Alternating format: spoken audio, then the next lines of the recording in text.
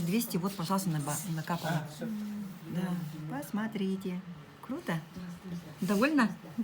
Ожидала, да? Ну, погладили. Вообще не ожидала же. Ну, 8000. Вау. Гринлиф рулит. Человек никого не приглашал, и вот на его баланс накапали 8234. Потому что? Потому что это гарантированный наш бонус-гарант.